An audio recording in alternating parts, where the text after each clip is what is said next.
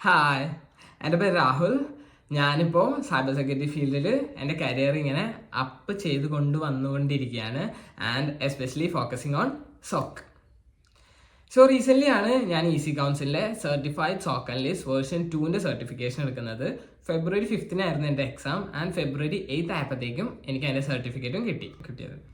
Mostly video കാണുന്ന എല്ലാവരും മിക്കവാറും ഈസി കൗൺസിലിൽ ഏതെങ്കിലും ഒരു സർട്ടിഫിക്കേഷൻ എടുക്കാൻ പ്ലാൻ ചെയ്യുന്നവരോ അല്ലെങ്കിൽ ഈസി കൗൺസിലിൻ്റെ എക്സാമിനെ പറ്റി കൂടുതൽ അറിയാൻ വേണ്ടിയിട്ട് വന്നവരല്ലേ. So you are on the right place. First one എന്ന് പറയുകയാണെങ്കിൽ before the exam system requirements പറയാം.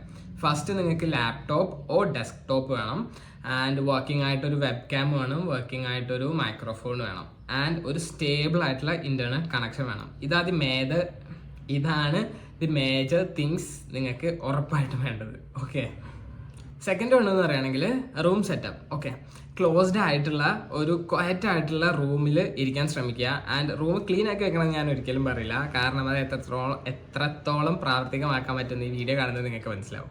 ബട്ട് നിങ്ങളിരിക്കുന്ന ടേബിള് ഉറപ്പായിട്ടും ക്ലീൻ ആക്കി വെക്കുക. അതിൽ ബുക്സോ എക്സ്ട്രാ ലൈക്ക് സെക്കൻഡറി ഡിവൈസസ് അല്ലെങ്കിൽ ഇയർഫോൺസ് അങ്ങനെ ഒന്നും പാടില്ല. സോ ക്ലീൻ ആയിട്ട് ടേബിൾ സൂക്ഷിക്കുക. തേർഡ് വൺ എന്ന് പറയുകയാണെങ്കിൽ ചെക്ക് ഇൻ പ്രോസസ്സ്. അതായത് നമ്മൾ വൺസ് ഇതിൽ കയറി കഴിയുമ്പോൾ അവരുമായിട്ട് കണക്ട് ചെയ്ത് കഴിയുമ്പോൾ അവർ നമ്മളടുത്ത് ID കാർഡ് ചോദിക്കും. അതായത് നമ്മളിത് രജിസ്റ്റർ ചെയ്യാൻ വേണ്ടിയിട്ട് ഒരു ഗവൺമെൻറ് ID കാർഡ് കൊടുത്തിട്ടുണ്ടാവുമല്ലോ, ലൈക്ക് ആധാർ. അപ്പോൾ അത് നമ്മുടെ കയ്യിൽ സൂക്ഷിക്കാൻ ശ്രമിക്കുക, കാരണം അവർ അതിൻ്റെ ഫ്രണ്ടും ബാക്കൊക്കെ ഫോട്ടോ എടുക്കാൻ പറയും. ആൻഡ് നമ്മളെ ഫോട്ടോയും എടുക്കും തോന്നുന്നു. I think so. And after that നമ്മളോട് നമ്മുടെ റൂം ഫുള്ള് 360 ഡിഗ്രി കാണിച്ചു തരാൻ വേണ്ടിയിട്ട് പറയും. നമ്മുടെ ലാപ്പ് റൈസ് ചെയ്തിട്ട് വെബ് ക്യാം ത്രൂ എല്ലാം നമ്മൾ കാണിച്ചു കൊടുക്കണം.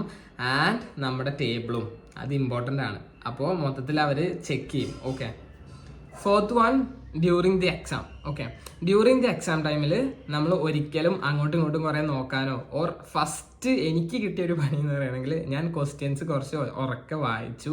ആൻഡ് അവരത് പറഞ്ഞു, Rahul please don't read the questions loud. And മൈൻഡിൽ വായിക്കാൻ വേണ്ടി പറഞ്ഞു. ആൻഡ് എല്ലാം നമ്മൾ മൈൻഡിൽ തന്നെ വായിക്കണം, കാരണം മൈക്രോഫോൺ എപ്പോഴും ഓൺ ആയിരിക്കും. അപ്പോൾ അവർക്ക് അതൊരു ഡിസ്റ്റർബൻസ് ആണ് നമ്മളിങ്ങനെ റീഡ് ചെയ്തുകൊണ്ടേ ഇരിക്കുന്നത്.